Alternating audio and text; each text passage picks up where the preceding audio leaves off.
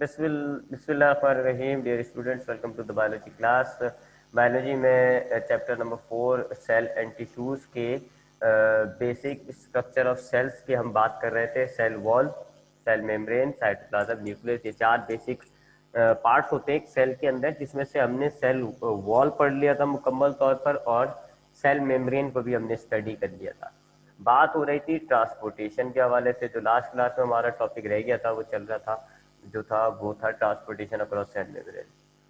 हमने cell membrane देखा कि जी 1972 में सिंगल निकलसन ने इसका एक मॉडल पेश किया, इसका स्ट्रक्चर के बारे में हमें बताया। उस मॉडल को हम कहते हैं फ्लूइड मोसाइक मॉडल। इस मॉडल के मुताबिक सेल मेम्ब्रेन जो है वो फॉस्फोलिपिड के मॉलिक्यूल से बनी हुई 2 लेयर्स होती हैं, एक ऊपर होती है एक नीचे होती है। इन लेयर्स की अरेंजमेंट ऐसे होती है कि इनके हाइड्रोफोबिक एंड जो है वो बीच में होता है और हाइड्रोफिलिक एंड जो है वो किनारों पे होता है। और इस फॉस्फोलिपिड की जो बाय लेयर्स होती हैं इसमें फिर जगह जगह प्रोटीन के मॉलिक्यूल्स होते हैं। ये स्ट्रक्चर था सेल मेम्ब्रेन का। फिर इसका जो फंक्शन बताया गया अब आपको वो ये कि एक तो ये आपके साइटोप्लाज्म को, आपके पूरे सेल को, साइटोप्लाज्म को, उसके अंदर की चीज़ों को ये प्रोटेक्ट करता है। और दूसरा कि हमारे सेल के अंदर चीज़ों की जो आमदोरफ्त होती है यानी कि ट्रांसपोर्टेशन, उसको कंट्रोल करता है। अब ट्रांसपोर्टेशन कंट्रोल करने के हवाले से हमारी बात हो रही थी कि सेल मेम्ब्रेन के अंदर अगर चीज़ें आती हैं, सेल मेम्ब्रेन के ज़रिए से अगर सेल के अंदर चीज़ें आ रही हैं या जा रही हैं, तो ये जो ट्रांसपोर्टेशन होती है इसमें कुछ प्रोसेस इन्वॉल्व होते हैं। अब हमने उन कौन कौन से प्रोसेस इन्वॉल्व होते हैं उनमें से एक था पैसिव ट्रांसपोर्ट। पैसिव ट्रांसपोर्ट के बारे में आपको बताया गया मैंने। पैसिव ट्रांसपोर्ट के बारे में बताया कि इसमें मॉलिक्यूल्स की मूवमेंट जो है वो हाई कंसंट्रेशन से लो कंसंट्रेशन की तरफ होती है और एनर्जी नहीं लगती। फिर पैसिव ट्रांसपोर्ट की 2 टाइप्स होती हैं, डिफ्यूजन और ऑस्मोसिस। बायोलॉजी में डिफ्यूजन कहते हैं अगर आप गैस या स्मॉल मॉलिक्यूल्स को जहां पर वो ज़्यादा है हाई कंसंट्रेशन से लो कंसंट्रेशन की तरफ लेकर जाए। जबकि ऑस्मोसिस क्या होती है, अगर वाटर मूव होता है from high concentration to low concentration. ये 2 प्रोसेस हो गए, डिफ्यूजन, ऑस्मोसिस। उसके बाद तीसरा जो प्रोसेस हमने देखा वो था फैसिलिटेटेड डिफ्यूजन। ये भी डिफ्यूजन की तरह मॉलिक्यूल ज्यादा से कम की तरफ जा रहे होते हैं, बस फर्क ये है कि मॉलिक्यूल्स थोड़े से बड़े होते हैं या चार्ज मॉलिक्यूल्स होते हैं। तो चूंकि बड़े या चार्ज मॉलिक्यूल्स होते हैं तो फिर ये खास वो जो आपने प्रोटीन के मॉलिक्यूल्स देखे थे, इंटीग्रल और इंटीग्रल प्रोटीन, उनके जरिए से ये जाते हैं। उनमें से होते हुए फिर ये एक साइड से दूसरी साइड पे हाई कंसंट्रेशन से लो कंसंट्रेशन की तरफ चले जाते हैं। इसको हम कहते हैं फैसिलिटेटेड डिफ्यूजन। जबकि आखिरी ट्रांसपोर्ट जो हमने पढ़ा था वो था एक्टिव ट्रांसपोर्ट। ये पैसिव ट्रांसपोर्ट का अपोजिट होता है। इसमें मॉलिक्यूल्स जो है वो लो कंसंट्रेशन से हाई कंसंट्रेशन की तरफ जाते हैं, उल्टा। और इसमें एनर्जी लगती है, एनर्जी की जरूरत पड़ती है। तो ये 4 हमने जो है ऑस्मोसिस, डिफ्यूजन, फैसिलिटेटेड डिफ्यूजन और एक्टिव ट्रांसपोर्ट, ये 4 हमने चीजें पढ़ी थी। अब हम देखते हैं कि इन 4 प्रोसेस के जरिए सेल मेम्ब्रेन किस तरीके से ट्रांसपोर्टेशन करता है। ठीक है, इन 4 प्रोसेस के जरिए यानी डिफ्यूजन, ऑस्मोसिस, फैसिलिटेटेड डिफ्यूजन और एक्टिव ट्रांसपोर्ट, इन 4 जो प्रोसेस है इनके जरिए सेल मेम्ब्रेन कैसे ट्रांसपोर्टेशन करता है। अच्छा, अब देखें, सबसे पहले तो ये जरा जहन में रख लिएगा प्रोसेस क्या है। जो हमारे पास स्मॉल मॉलिक्यूल्स होते हैं या गैस के मॉलिक्यूल्स होते हैं, जैसे कि oxygen, carbon dioxide, nitrogen molecules, ये स्मॉल मॉलिक्यूल्स होते हैं, बहुत छोटे होते हैं। तो ये मेम्ब्रेन के बीच में जो गैप होता है, ये जो फॉस्फोलिपिड के मॉलिक्यूल्स के दरमियान छोटा सा गैप होता है, ये इसमें से चले जाते हैं। इसमें से होते हुए, इस गैप से होते हुए एक जहां पर ये हाई है, सपोज करें इस तरफ ये हाई है और राइट साइड पे ये लो कंसंट्रेशन है इनकी। तो मॉलिक्यूल्स अगर गैस के चाहिए होते हैं, अंदर लो कंसंट्रेशन हो जाती है, बाहर ज़्यादा कंसंट्रेशन होती है। तो मॉलिक्यूल्स ऑफ गैस या जो स्मॉल मॉलिक्यूल्स होते हैं, ये आपके ये जो फॉस्फोलिपिड का गैप होता है, इसमें से होते हुए हाई कंसंट्रेशन से लो कंसंट्रेशन की तरफ चले जाते हैं। ये होता है डिफ्यूजन। यानी कि डिफ्यूजन के जरिए आपके जो गैसेस के मॉलिक्यूल्स होते हैं, कार्बन डाइऑक्साइड, ऑक्सीजन, ये हाई कंसंट्रेशन से लो कंसंट्रेशन की तरफ आ जाते हैं। उसके बाद दूसरी तरफ आए तो one of the most compound water, पानी या अनचार्ज पोलर मॉलिक्यूल्स जो होते हैं, ये हाई कंसंट्रेशन से लो कंसंट्रेशन की तरफ आते हैं। चूंकि ये वाटर मॉलिक्यूल्स मूव हो रहे हैं तो इसको हम कहते हैं ऑस्मोसिस। तो वाटर मॉलिक्यूल्स भी, ये जो फॉस्फोलिपिड के जो मॉलिक्यूल्स में गैप होता है, इस गैप के जरिए ही एक जगह से हाई कंसंट्रेशन से लो कंसंट्रेशन की तरफ चले जाते हैं। तो हम ये देखते हैं कि अगर वाटर के मॉलिक्यूल्स होते हैं एक तरफ ज़्यादा दूसरी तरफ कम, तो ये ऑस्मोसिस हो जाती है, हाई से लो की तरफ वाटर मॉलिक्यूल्स ट्रैवल करते हुए आ जाएंगे। इसी तरीके से अगर गैस के मॉलिक्यूल्स हैं एक जगह हाई एक जगह लो, तो फिर वो हाई से लो की तरफ मूव हो जाएंगे और ये कहलाएगी डिफ्यूजन। अच्छा, डिफ्यूजन हो रही हो या ऑस्मोसिस हो रही हो, वो जो फॉस्फोलिपिड के जो गैप मॉलिक्यूल्स के दरमियान जो स्मॉलर गैप होता है उसमें से निकल जाते हैं। तो ये हमने बात की गैस के और वाटर मॉलिक्यूल्स की या इंचार्ज। अब अगर बड़े मॉलिक्यूल्स की बात करें जैसे कि ग्लूकोज वगैरह, बड़े मॉलिक्यूल्स जो होते हैं वो जाहिर बात है इनका साइज बड़ा होता है, वो फिर ये फॉस्फोलिपिड के मॉलिक्यूल्स के दरमियान जो गैप है उसमें से ये नहीं गुजर सकते, उसमें से ये नहीं जा सकते। तो ये इनके पास फिर दो प्रोसेस होते हैं, फैसिलिटेटेड डिफ्यूजन, यानी कि ये जो प्रोटीन के बड़े बड़े मॉलिक्यूल्स होते हैं जो कि मेम्ब्रेन में मौजूद होते हैं, हमने देखा भी क्या होता है फैसिलिटेटेड डिफ्यूजन। तो उन मॉलिक्यूल्स में से होते हुए ये हाई से लो कंसंट्रेशन की तरफ चले जाते हैं। तो ज़्यादातर इनकी जो मूवमेंट होती है वो होती है फैसिलिटेटेड डिफ्यूजन के जरिए या फिर एक्टिव ट्रांसपोर्ट के जरिए। अगर एक्टिव ट्रांसपोर्ट में तो ये होगा कि अगर जैसे बाहर अंदर जो है वो हाई कंसंट्रेशन है, बाहर लो है, तो फिर अंदर बुला ले एनर्जी लगा के। इसी तरीके से चार्ज मॉलिक्यूल्स अगर होते हैं जैसे कि sodium positive, calcium positive, chlorine negative, calcium, potassium positive, ये जो चार्ज मॉलिक्यूल्स होते हैं ये भी आपके मेम्ब्रेन में से नहीं गुजर सकते, गैप में से नहीं गुजर सकते चार्ज की वजह से। तो ये भी फिर एक्टिव ट्रांसपोर्ट या फिर फैसिलिटेटेड डिफ्यूजन यानी वही चैनल प्रोटीन्स के जरिए गुजरते हैं। तो हम देख रहे हैं कि हमारे पास सेल मेम्ब्रेन जो है वो मुख्तलिफ मॉलिक्यूल्स को मुख्तलिफ तरीकों से सेल के अंदर लेकर आता है। पहली कंडीशन तो वही जरूरी है कि high concentration low concentration. Cell के अंदर मॉलिक्यूल्स तभी आएंगे जब उनकी कंसंट्रेशन लो होगी और बाहर ज़्यादा होगी। अगर अंदर ज़्यादा हो जाएगी और बाहर कम, तो फिर सेल के मॉलिक्यूल्स मॉलिक्यूल्स बाहर जाना शुरू कर देंगे। तो सेल मेम्ब्रेन, सेल के अंदर अगर चीज़ें आ रही होती हैं तो पहली कंडीशन तो ये ज़रूरी है कि आपके पास सेल के अंदर जो है उनकी कंसंट्रेशन कम हो, बाहर ज़्यादा हो। चले जी ठीक है, चले अब सेल के अंदर आपकी कंसंट्रेशन कम है, बाहर ज़्यादा है, तो अब ये जो मॉलिक्यूल्स हैं ये मुख्तलिफ मॉलिक्यूल्स मुख्तलिफ प्रोसेस के ज़रिए अंदर आते हैं। अगर गैस के मॉलिक्यूल्स हैं तो फिर वो बाहर से अंदर की तरफ आएंगे बाय डिफ्यूजन।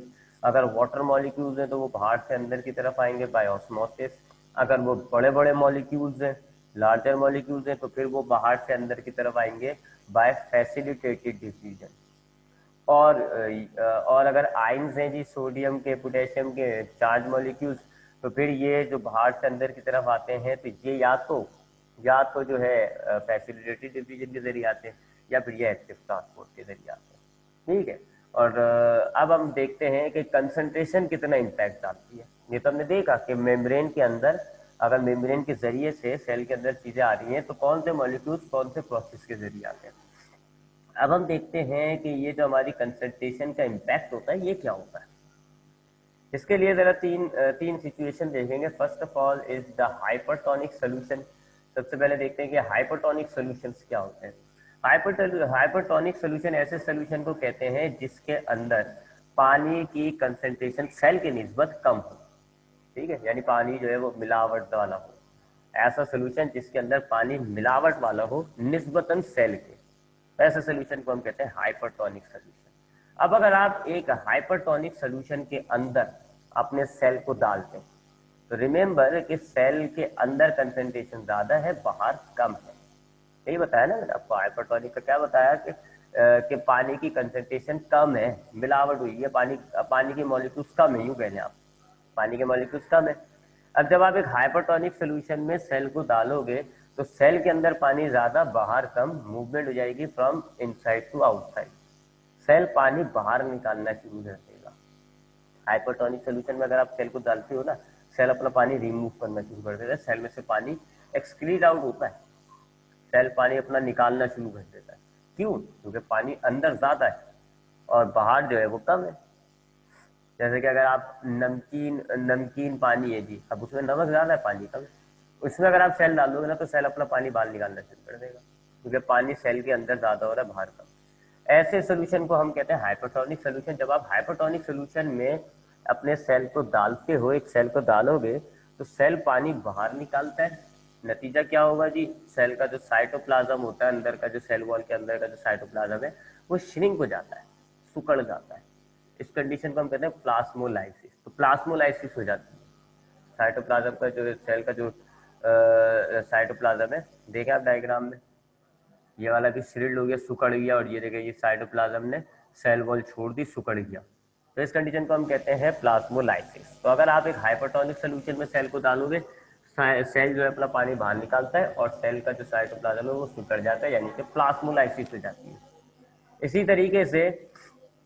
इसी तरीके से अगर हम हाइपोटोनिक सोल्यूशन में सेल डाल दें तो क्या होता है। अब हाइपोटोनिक कहते हैं जिसमें जिसमें पानी खालिश होता है, सेल की निस्बत पानी की मॉलिक्यूल ज्यादा होंगे, खालिश पानी होता है, हाइपोटोनिक सोल्यूशन कहलाता है। अगर हम हाइपोटोनिक सोल्यूशन में डाल देंगे तो अब जाहिर बात है सेल के बाहर पानी हो गया हाई कंसेंट्रेटेड, ज्यादा कंसेंट्रेशन है पानी की सेल के बाहर, सेल के अंदर का तब हाई से लो, यानी कि बाहर से अंदर की तरफ सेल के पानी आना शुरू हो जाता है। तो हो क्या रहा है कि अगर आप एक हाइपोटोनिक सोल्यूशन में सेल को डालते हो तो सेल के अंदर पानी शिफ्ट होना शुरू हो जाता है, सेल एब्जॉर्ब करना शुरू कर देता है पानी। अलग अलग मामले हो रहे हैं। अगर आप हाइपरटोनिक सोल्यूशन में डालते हो, यानी कि मिलावट वाला जिसमें पानी की मिकदार कम है, ऐसे सोल्यूशन में अगर आप सेल को डालते हो तो आपका सेल पानी बाहर निकालता है, सेल सिकुड़ जाता है। और अगर आप हाइपोटोनिक सोल्यूशन में डालते हो, यानी ऐसा सोल्यूशन जिसमें पानी खालिश है, तो फिर अब बाहर से अंदर की तरफ सेल के पानी आना शुरू हो जाएगा, सेल के अंदर पानी भर जाता है। प्लांट सेल तो बहुत ज्यादा सख्त हो जाएगा, वॉल उसको बचा लेगा, नहीं तो ये भी फट जाए। लेकिन एनिमल सेल में चूंकि वॉल नहीं होती, एनिमल सेल फट जाता है, फट जाएगा, डिस्ट्रॉय हो जाएगा। इसको हम कहते हैं, इस कंडीशन को हम कहते हैं लाइसिस, लाइसिस हो जाएगी एनिमल सेल के साथ। जबकि प्लांट सेल फटेगा नहीं, प्लांट सेल में चूंकि सेल वॉल मौजूद होता है तो वो सिर्फ सख्त हो जाएगा, फट नहीं जाएगा, सेल वॉल बचा लेता है। इस कंडीशन को हम कहते हैं प्लांट की टर्जिट।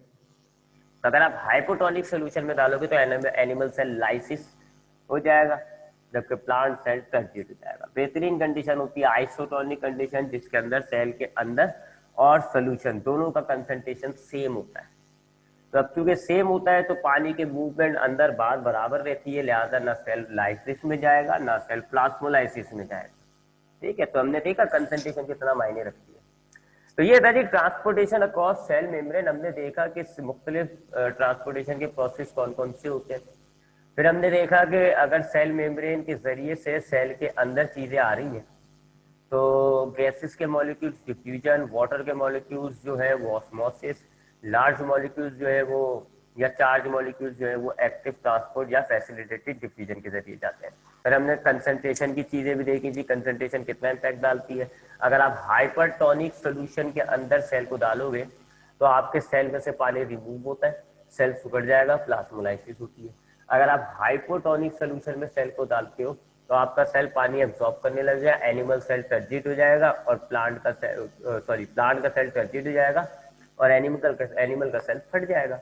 आइसोटोनिक सोल्यूशन अगर है तो फिर वो आपके ना पानी एब्जॉर्ब होता है ना पानी रिमूव होता है। आगे बढ़ते हैं जी। अब हमारे पास अगला ऑर्गेनल, अगला बेसिक पार्ट है जी न्यूक्लियस। चार बेसिक पार्ट हमने बताया है ना प्लांट के, एनिमल में तीन। तो अब हम न्यूक्लियस पे आ रहे हैं। सेल वॉल, सेल मेम्ब्रेन हो गया, now we are going to study the nucleus. Nucleus एक स्फेरिकल शेप का होता है जी। और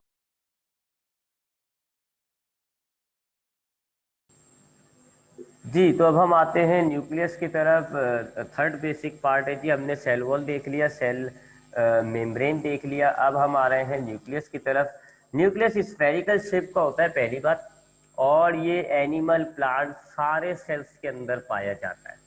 ये एनिमल सेल में भी होगा, प्लांट सेल में भी होगा, स्फेरिकल शेप का होता है। वह एक किस्म का सेल होता है जिसको हम कहते हैं प्रोकैरियोट, उसमें हमें न्यूक्लियस नजर नहीं आ रहा होता क्योंकि उसकी मेम्ब्रेन नहीं होती, नजर नहीं आ रहा होता। प्रोकैरियोट की जो डिस्कशन है वो हम इस स्ट्रक्चर के बाद देख लेंगे। तो अभी हम प्रोकैरियोट के बाद एक ध्यान में रख लेंगे, प्रोकैरियोट में आपको न्यूक्लियस नजर नहीं आ रहा होता। तो न्यूक्लियस स्फेरिकल शेप का होता है, एनिमल, प्लांट सब में पाया जाता है। कुछ जैसे फंगस वगैरह है उनके सेल में एक से ज्यादा न्यूक्लियस होता है, लेकिन उमूमन एक सेल में एक न्यूक्लियस होता है।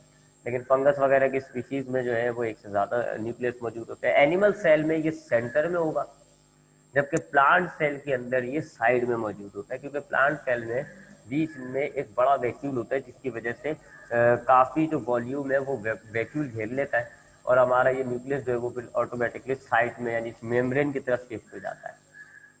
इसको 1831 में रॉबर्ट ब्राउन ने इसको डिस्कवर किया था। अब हम जरा इसके स्ट्रक्चर की बात करें, स्फेरिकल शेप का है, यानी कि एक टेनिस बॉल की तरह का गोल सा इसका शेप होता है। इसमें बहुत सारे पार्ट्स होते हैं, बहुत सारी चीज़ें होती हैं। एक तो होते हैं इसके न्यूक्लियर मेम्ब्रेन, यानी कि इसके जो सराउंडिंग है, ये आपके पास ये न्यूक्लियस है, इसके ये जो सराउंडिंग में मेम्ब्रेन मौजूद है इसको हम कहते हैं न्यूक्लियर मेम्ब्रेन। डबल लेयर होती है ये, 2 लेयर्स होती है मेम्ब्रेन की। तो हमारा ये जो न्यूक्लियस होता है तो मेम्ब्रेन के जरिए ये पैक हुआ हुआ है। ठीक है ना, अभी आप पिछली डायग्राम देख ले, ये हमारा जो ये न्यूक्लियस है ना, ये भी आपकी 2 मेम्ब्रेन से पैक हुआ हुआ है। तो हमारे पास जो न्यूक्लियस होता है इसके स्ट्रक्चर में सबसे पहली चीज हमारे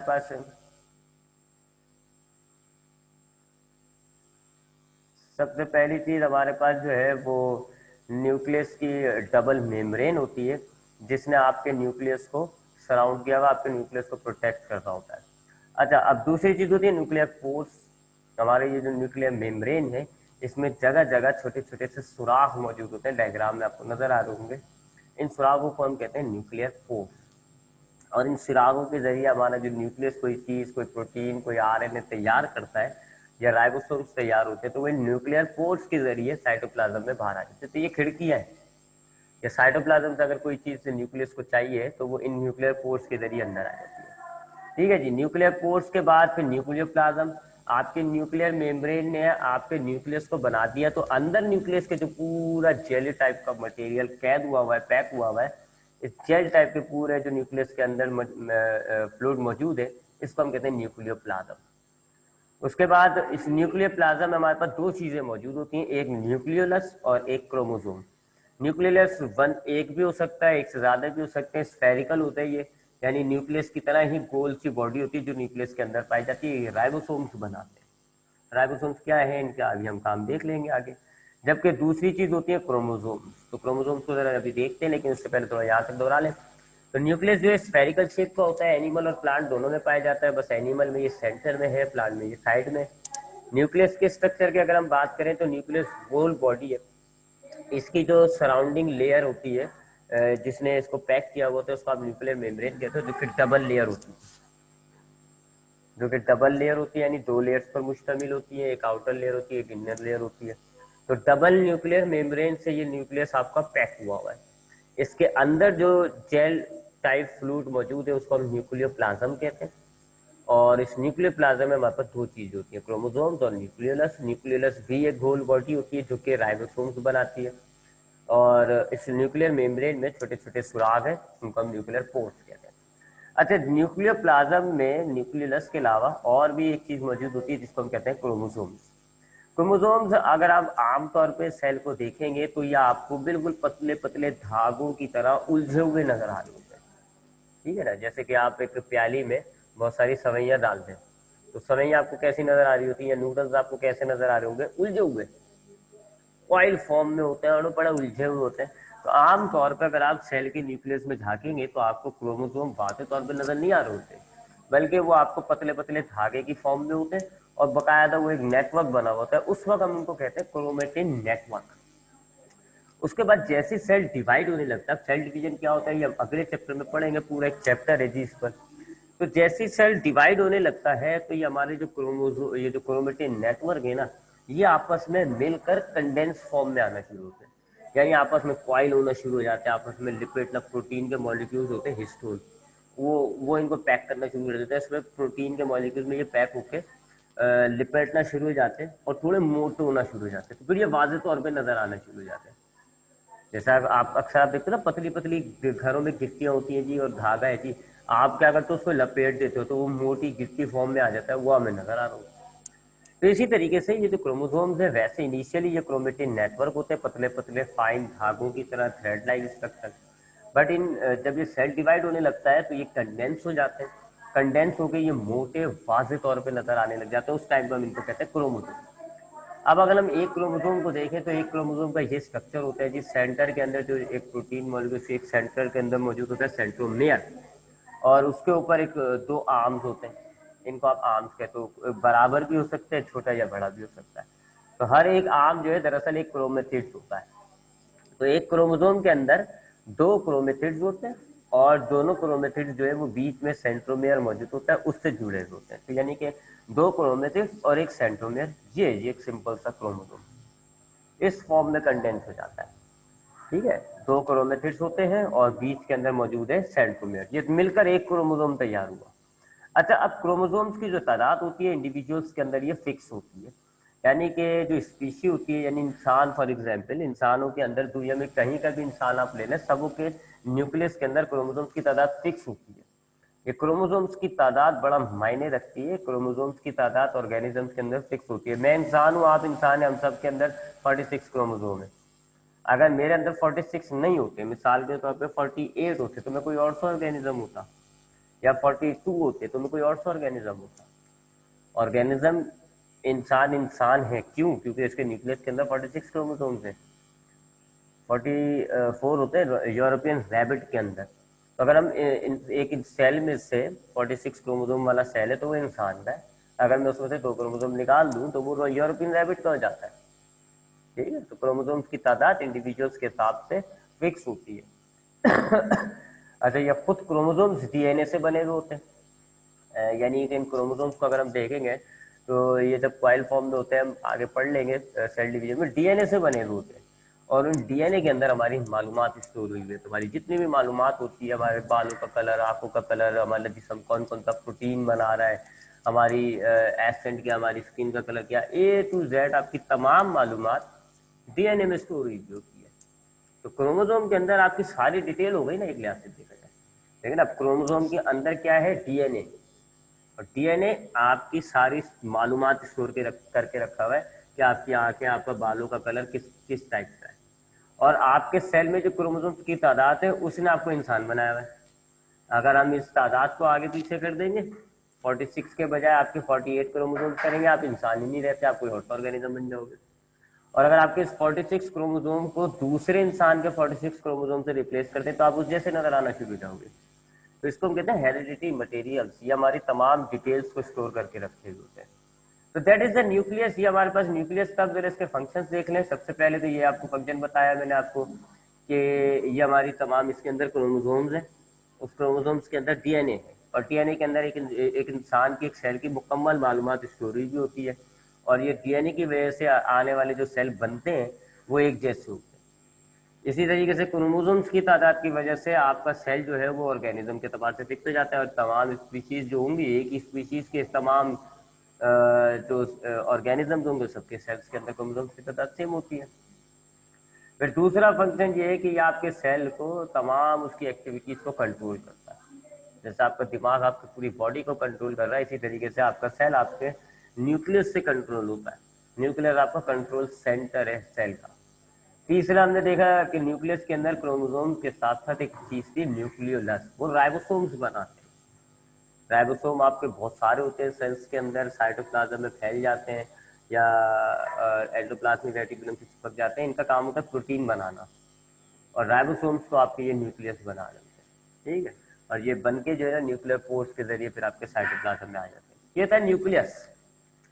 न्यूक्लियस के बाद अब हम आते हैं चौथे बेसिक स्ट्रक्चर पे, विच इज कॉल्ड साइटोप्लाज्म। ठीक है जी, हमने सेल वॉल देख लिया, सेल मेम्ब्रेन देख लिया, न्यूक्लियस देख लिया। अब हम आते हैं चौथे पार्ट पर, साइटोप्लाज्म पे। अच्छा जी, साइटोप्लाज्म, अब हमने देखा जी कि सेल मेम्ब्रेन जो है वो आउटर लेयर है आपके सेल की, और इसने आपके पूरे सेल को इंक्लोज किया हुआ है। और सेल मेम्ब्रेन के अंदर फिर आपका जो पूरा सेल है उसके सेंटर में न्यूक्लियस है, जो अभी हमने स्टडी किया। तो अब ये सेल मेम्ब्रेन और न्यूक्लियस के बीच में जितना भी ये जेली टाइप का मटेरियल बची है ना, जेल टाइप का, गाढ़ा, थिक, दाने दाने सा, ट्रांसपेरेंट टाइप का ये जो फ्लूइड है, इसको हम कहते हैं साइटोप्लाज्म। तो what is cytoplasm? The remaining portion of the cell between the nucleus and the cell membrane. आपके सेल मेम्ब्रेन ने जिस जेली गाढ़े टाइप के मटेरियल को पैक करके रखा हुआ है ना, जिसकी हिफाजत कर रहा है, जो गाढ़ा होता है, दाने दाने सा होता है, दानेदार सा, ग्रेनुलेटेड और ट्रांसपेरेंट होता है। तो आपका सेल मेम्ब्रेन जिस दानेदार गाढ़े पोर्शन को, फ्लूइड को हिफाजत कर रहे हैं ना, जिसके अंदर न्यूक्लियस मौजूद है, उसको हम कहते हैं साइटोप्लाज्म। आपका ये जो साइटोप्लाज्म होता है, ये कंटिन्यूअस मूवमेंट के अंदर होता है, याद रखिएगा। जेली टाइप का मटेरियल है, फ्लूइड है, मूव होता है। तो ये हमारे सेल मेम्ब्रेन के अंदर साइटोप्लाज्म रुका हुआ नहीं होता, फ्लो फॉर्म में होता है, चलता फिरता रहता है हल्का हल्का। इससे ये होता है कि जी एक हिस्से में अगर सेल की कोई चीज़ है, कोई मॉलिक्यूल्स मौजूद है, वो दूसरे हिस्से तक चली जाती है, ट्रांसपोर्ट हो जाता है उन मॉलिक्यूल्स का। तो that movement of cytoplasm is called cyclosis. तो आपका साइटोप्लाज्म साइक्लोसिस शो करता है। फिर उसके बाद अगर हम साइटोप्लाज्म के पार्ट्स पर आए, तो हमारा ये जो साइटोप्लाज्म है इसमें दो तरह की चीजें होती हैं, एक कहलाता है साइटोसोल, एक कहलाता है साइटोस्केलेटन। साइटोसोल तो ये आपके साइटोप्लाज्म में जितना भी जेली टाइप का, जेल टाइप का गाढ़ा दानेदार मैट्रिक्स पोर्शन है, इसको आप कहते हो साइटोसोल। मतलब होता है ना आपके सेल, ये जो साइटोप्लाज्म है ये जेल टाइप का है। जेली टाइप का क्यों होता है? क्योंकि 90% पानी होता है इसमें, 90% पानी, बाकी 10% ग्लूकोज, अमाइनो एसिड, प्रोटीन, ये चीजें होती है। तो आपका ये जो साइटोप्लाज्म है which is a gel type, jelly type का गाढ़ा गाढ़ा सा मटेरियल है, इसके दो हिस्से हैं। एक तो ये जेली टाइप के मटेरियल को हम साइटोसोल कहते हैं, बाकी इसके अंदर सेल ऑर्गेनल्स होंगे। और साइटोसोल के अलावा इसके अंदर लंबे लंबे से प्रोटीन के फाइबर्स होते हैं। इस जेली टाइप के आप अगर इमेजिन करें, ये बॉल टाइप की है सेल, इसमें जेली भर रखी है, जाहिर बात है जेली भर रखी है तो ये इसमें तो सपोर्ट नहीं होनी चाहिए। तो ये जो जेली भर रखी है इसको आप कहते हो साइटोसोल, और इस साइटोसोल में जगह जगह प्रोटीन के फाइबर्स हैं, और ये फाइबर्स आपके साइटोप्लाज्म में सपोर्ट पैदा कर देते हैं, इसको हम कहते हैं साइटोस्केलेटन। तो हमारे पास साइटोप्लाज्म क्या होता है, हमारे सेल मेम्ब्रेन ने जिस विस्कोस गाढ़ा जेली टाइप का, जेल टाइप का थिक ग्रेनुलेटेड फ्लूइड पैक कर रखा है ना, उसको हम कहते हैं साइटोप्लाज्म। अब साइटोप्लाज्म में ये जो जेली टाइप का गाढ़ा थिक ग्रेनुलेटेड पोर्शन है, इसको आप साइटोसोल कहते हो, और इसमें जगह जगह प्रोटीन के लंबे लंबे से फिलामेंट्स गुजर रहे होते हैं इसमें से, और उन फिलामेंट्स को हम कहते हैं साइटोस्केलेटन। ये आपके साइटोप्लाज्म को सपोर्ट करता है। तो ये देखो, ये सारा आपका जेली टाइप का साइटोसोल है, सब साइटोसोल है। और ये जो आपको नजर आ रहा है ना, ये लंबे लंबे से जो गुजर रहा है, ये प्रोटीन के फिलामेंट्स है जो कि आपकी जेली में जगह जगह मौजूद होते हैं, साइटोसोल में हिफाजत कर रहा है। अब आपके साइटोप्लाज्म में मौजूद होते हैं सेल ऑर्गेनल्स। आपके साइटोप्लाज्म में दिखाऊं डायग्राम, ये देखें, ये आपका सारा साइटोप्लाज्म है, इसे सारा ये लिक्विड पोर्शन जो है ये साइटोसोल होगा। जगह जगह इसके अंदर प्रोटीन के मॉलिक्यूल और फाइबर्स होंगे जो इसको सपोर्ट देंगे। अब इस साइटोसोल के अंदर आपको जगह जगह जो है बहुत सारे सेल के पार्ट्स नजर आ रहे हैं, इनको हम कहते हैं सेल ऑर्गेनल्स। सेल ऑर्गेनल्स दरअसल है क्या? सेल ऑर्गेनल्स हमारे सेल में पाए जाने वाले छोटे छोटे से पार्ट्स हैं। हर पार्ट का अपना कोई काम है, अपना एक पर्टिकुलर फंक्शन होगा। कोई आपको खाना तोड़ के उसमें से ऑक्सीजन गैस निकाल, मॉलिक्यूल से एनर्जी निकाल के देगा, कोई आपकी चीज़ों को एक जगह से दूसरी जगह लेकर जाएगा, कोई आपके खाने के मॉलिक्यूल्स को तोड़ेगा, कोई आपकी जो है वो प्रोटीन के मॉलिक्यूल्स बनाएगा। तो इनको हम कहते हैं सेल ऑर्गेनल्स। हमारे सेल में छोटे छोटे से पार्ट्स जिनका अपना प्रॉपर फंक्शन होता है। तो हमारे साइटोप्लाज्म में ये ऑर्गेनल्स मौजूद है। अब हमने इन ऑर्गेनल्स को स्टडी करना है। तो साइटोप्लाज्म का जो साइटोसोल होता है, जेल टाइप मटेरियल जो होता है, उसमें साइटोस्केलेटन तो है जिसने वो प्रोटीन के फाइबर जिसने आपको सपोर्ट किया साइटोप्लाज्म को, बल्कि उन साइटोस्केलेटन के अलावा हमारे साइटोप्लाज्म में जेल ये सेल ऑर्गेनल्स भी मौजूद है। अब उनमें से पहला ऑर्गेनल होता है हमारे पास माइटोकॉन्ड्रिया। ये यूनिवर्सल होता है जी, यानी कि प्लांट एनिमल दोनों में पाया जाता है। बीन शेप का होता है, ये डायग्राम आपके सामने मौजूद है, लंबा सा या बीन शेप का होता है। इसमें दो मेम्ब्रेन होती है, जो आउटर मेम्ब्रेन होती है, बाहर वाली मेम्ब्रेन होती है, वो तो बिल्कुल ही ऐसे प्लेन सी स्मूथ सी होती है। लेकिन जो अंदर वाली मेम्ब्रेन होती है वो आप देखें जगह जगह से अंदर की तरफ फोल्ड हुई हुई है। देखें यहाँ ये अंदर वाली मेम्ब्रेन है, इनर मेम्ब्रेन, यहाँ से अंदर की तरफ देखें फोल्ड हो रही है, फिर ये आ गई, फिर दोबारा फोल्ड हो गई, फिर ये देखें अंदर की तरफ फोल्ड हो रही है। इस फोल्डिंग को हम कहते हैं क्रिस्टी, क्रिस्टी। बाकी इस पूरे माइटोकॉन्ड्रिया के अंदर एक फ्लूइड भरा हुआ है जिसको हम कहते हैं मैट्रिक्स। ये आपके पास माइटोकॉन्ड्रिया का स्ट्रक्चर हो गया। लंबा लंबा सा होता है, बहुत सारे मौजूद होते हैं, डबल मेम्ब्रेन होती है, आउटर मेम्ब्रेन तो बिल्कुल प्लेन होती है, जबकि अंदर वाली जो इनर मेम्ब्रेन होती है उसमें फोल्डिंग होती है, इसको हम क्रिस्टी कहते हैं। और इसमें फ्लूइड भर रखा है जिसको हमने कहते हैं मैट्रिक्स। इसका काम ये होता है कि ये हमारे खाने के मॉलिक्यूल्स को, ऑक्सीजन के मॉलिक्यूल्स को मिलाता है, उसमें रिएक्शन कराता है और खाने के मॉलिक्यूल्स को तोड़ता है, उससे मिलती है इसको एनर्जी, और उन एनर्जीज को ये एटीपी के मॉलिक्यूल्स में स्टोर कर लेता है। अब वो जो एटीपी के मॉलिक्यूल्स होते हैं ना, उसमें एनर्जी स्टोर हो जाती है। सेल के किसी भी पार्ट को एनर्जी चाहिए होती है तो एटीपी का मॉलिक्यूल उधर पहुंच जाता है, वो ले लेते हैं एटीपी का मॉलिक्यूल और उसमें से एनर्जी कैच कर लेते हैं। तो ये माइटोकॉन्ड्रिया एटीपी मॉलिक्यूल्स जनरेट करता है, आपके सेल में एटीपी के मॉलिक्यूल्स को पैदा करता है, बनाता है, ताकि आपके सेल्स की एनर्जी रिक्वायरमेंट कंप्लीट हो सके, मुकम्मल हो सके। तो आपके सेल को मुख्तलिफ काम करने के लिए जो एनर्जीज चाहिए होती हैं, उन एनर्जीज के लिए जो है माइटोकॉन्ड्रिया एटीपी मॉलिक्यूल्स तैयार करता है, फूड मॉलिक्यूल्स को तोड़ेगा, एनर्जी जो निकलेगी उसको एटीपी मॉलिक्यूल्स के अंदर स्टोर कर लेता है। इसी वजह से हम इसको सेल का पावर हाउस भी कहते हैं। नाउ नेक्स्ट ऑर्गेनल हमारे पास है जी प्लास्टिड्स। प्लास्टिड्स जो होते हैं ये ऐसे ऑर्गेनल होते हैं जो कि एनिमल में और फंगस में मौजूद नहीं होते। ये प्लांट्स में आपको मिलेगा, एल्गीज में आपको मिलेगा, और कुछ यूनिसेलुलर में मिलेगा जैसे कि यूग्लेना। तो एल्गी, ये जो प्लास्टिड्स होते हैं they are only present in plant cell and the algae. ये क्या है जी, ये ऐसे ऑर्गेनल्स होते हैं जिनके अंदर पिगमेंट से स्टोर हुआ होता है। डबल मेम्ब्रेन होते हैं, इनमें 2 मेम्ब्रेन होती है और इनके अंदर पिगमेंट स्टोर हुआ होता है। कौन से कलर का पिगमेंट है और क्या काम करता है, उस हिसाब से प्लास्टिड्स की 3 टाइप हो जाती है। 3 किस्म का प्लास्टिड होता है सेल्स के अंदर, प्लांट सेल्स के अंदर। ठीक है जी। तो प्लास्टिड्स क्या है, ऐसे ऑर्गेनल्स हैं जो डबल मेम्ब्रेन होते हैं, इनके अंदर पिगमेंट स्टोर हुआ होता है। पिगमेंट के एतबार से 3 किस्म का प्लास्टिड होगा। और ये जो प्लास्टिड्स होते हैं कोई सा भी टाइप सिर्फ प्लांट और एल्गी में ही मिलेगा, एनिमल में तो एक भी टाइप या फंगस में कुछ भी मौजूद नहीं होता। अब प्लास्टिड्स के 3 टाइप होते हैं अकॉर्डिंग टू द पिगमेंट, जिनमें से पहली टाइप को हम कहते हैं क्लोरोप्लास्ट। क्लोरोप्लास्ट हमें ग्रीन पार्ट्स पर मिलता है। ये जो आपको नीचे सेल नजर आ रहा है ना, इसमें जो ग्रीन ग्रीन डॉट्स और जितने भी ग्रीन नजर आ रहे हैं, ये क्लोरोप्लास्ट है। तो क्लोरोप्लास्ट हमें प्लांट के उन सेल्स में मिलेगा जो ग्रीन पार्ट्स पर मौजूद होते हैं, जैसे कि लीफ वगैरह। इस प्लास्टिक के अंदर जो पिगमेंट स्टोर हुआ होता है उसको हम कहते हैं क्लोरोफिल। और क्लोरोफिल जो पिगमेंट है वो ग्रीन कलर का होता है, इसी वजह से ये क्लोरोप्लास्ट आपको ग्रीन दिखता है। और फिर बहुत सारे क्लोरोप्लास्ट होते हैं तो वो पूरा सेल अल्टीमेटली आपको ग्रीन नजर आ होता है। इसका ये स्ट्रक्चर देखें जरा, इसकी डबल मेम्ब्रेन होती है, डबल मेम्ब्रेन है, उसके बाद अंदर जो है फ्लूइड भरा हुआ है, उस फ्लूइड को हम कहते हैं स्ट्रोमा। अब इस फ्लूइड के अंदर स्ट्रोमा मौजूद है। स्ट्रोमा के अंदर ये आपको नजर आ रही है डिस्क शेप, पतली सी पत्थर की तरह का शेप, डिस्क शेप, इसको आप कहते हो थैलेकॉइड। और थैलेकॉइड आप देखें एक के ऊपर एक अरेंज हुई है, तो पूरा ये तो गुच्छा बनी है ना, इसको आप कहते हो ग्रेनम। तो आपका डबल मेम्ब्रेन का क्लोरोप्लास्ट होता है, अंदर फ्लूइड भरा हुआ है स्ट्रोमा के नाम से। फिर ये आपको थैलेकॉइड्स हैं, एक एक थैलेकॉइड्स नहीं होती है, फिर बहुत सारी थैलेकॉइड्स आपस में लंबाई में अरेंज हुई होती है, इसको आप कहते हो ग्रेनम। थैलेकॉइड के अंदर होता है क्लोरोफिल, जो आपको बताया ना ग्रीन पिगमेंट क्लोरोफिल, वो थैलेकॉइड के अंदर है। अब ये थैलेकॉइड के अंदर जो क्लोरोफिल है ना, ये करता है फोटोसिंथेसिस, खाना बनाने का जो प्रोसेस होता है प्लांट्स का। तो फोटोसिंथेसिस के अंदर जो है बहुत ही इंपॉर्टेंट स्टेप होता है कि लाइट एनर्जी जो होती है ना, सूरज की रोशनी, उसको केमिकल एनर्जी में कन्वर्ट किया जाता है। फिर वो केमिकल एनर्जी ग्लूकोज में स्टोर हो जाती है, खाने का मॉलिक्यूल तैयार हो गया जिसके अंदर एनर्जी है।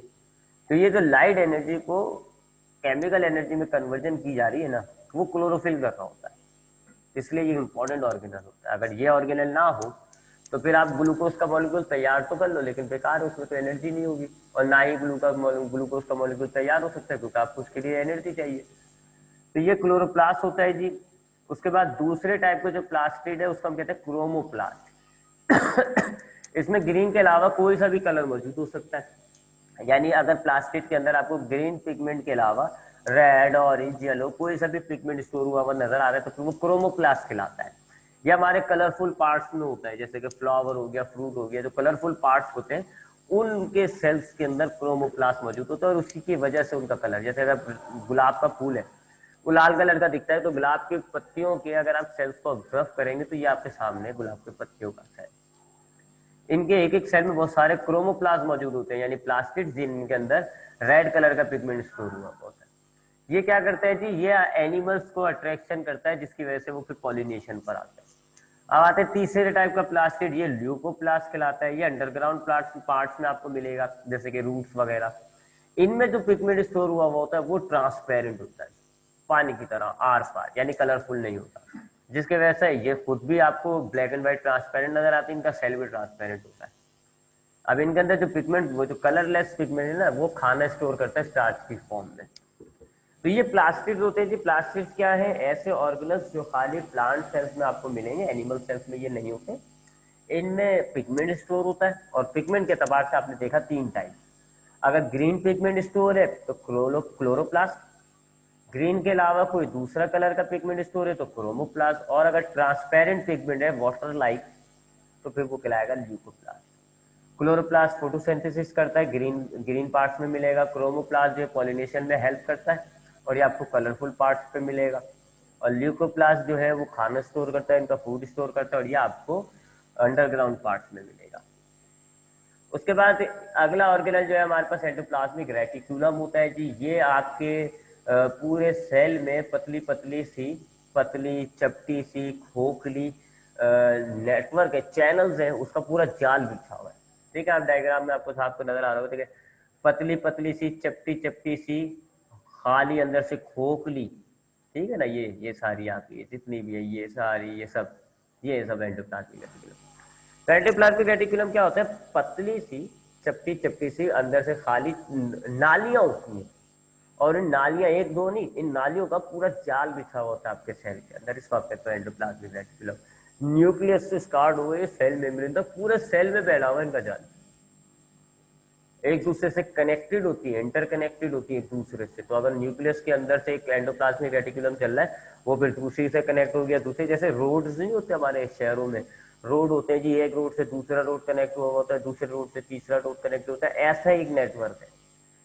तो आपके पास हमारे न्यूक्लियर हमारे सेल्स के अंदर पतली खोखली हॉलो टाइप की चैनल्स होती है जिनका पूरा जाल बिछा हुआ, उसको हम कहते हैं एंडोप्लाज्मिक रेटिकुलम। दो किस्म की होती है ये, एक स्मूथ कहलाती है और एक रफ कहलाती है। स्मूथ एंडोप्लाज्मिक क्या होती है जी? जिनका वॉल आपको बिल्कुल चिकना नजर आएगा। ठीक है, ये आप ये तो आपकी बाहर वाली जो बनाई हुई ना, ये वाली देखें, इनकी वॉल आपको बिल्कुल स्मूथ नजर आ रही होगी, बिल्कुल चिकनी, कुछ भी नहीं चिपका हुआ, राइबोसोम्स नहीं चिपके गए इनमें। जबकि अंदर वाली को देखें जरा आप, इन वाली इनको इन एंडोप्लाज्मिक रेटिकुलम्स को, इनकी वॉल आपको स्मूथ नजर नहीं आ रही, ग्रेनुलर टाइप की नजर आ रही है, क्योंकि इनकी वॉल्स पर राइबोसोम चिपके हुए हैं। देखो राइबोसोम से स्टिक हुए हैं। तो ये इस हिसाब से राइबोसोम्स हैं या नहीं, उस हिसाब से दो किस्म का आपके पास एंडोप्लाज्मिक रेटिकुलम होता है। अगर वॉल पर राइबोसोम मौजूद है, सॉरी मौजूद नहीं है, तो बिल्कुल स्मूथ नजर आ रही है आपको, वो कहलाती है स्मूथ एंडोप्लाज्मिक रेटिकुलम। ये आपकी लिपिड्स को तैयार करती है, कार्बोहाइड्रेट की मेटाबॉलिज्म करती है, डेटॉक्सिफिकेशन करती है। जबकि अगर आप देखेंगे कि एंडोप्लाज्मिक रेटिकुलम पे उनकी वॉल पर राइबोसोम चिपके हुए, तो फिर इनको आप कहते हो रफ एंडोप्लाज्मिक रेटिकुलम, और ये प्रोटीन बनाने में हेल्प करती है, क्योंकि ये जो राइबोसोम चिपके हुए ना, ये प्रोटीन बनाते हैं और फिर ये प्रोटीन बना के एंडोप्लाज्मिक रेटिकुलम में निकाल देते हैं, और एंडोप्लाज्मिक रेटिकुलम से फिर एक जगह से दूसरी जगह चले जाता है। कभी आप देखोगे गोल्जी बॉडीज में ये प्रोटीन बनाने में हेल्प करते हैं। ठीक है, अब ये वाला ऑर्गेनल इंशाल्लाह हम नेक्स्ट क्लास में पढ़ेंगे। बस हम अपनी क्लास को आज यहीं पे वाइंड अप करते हैं।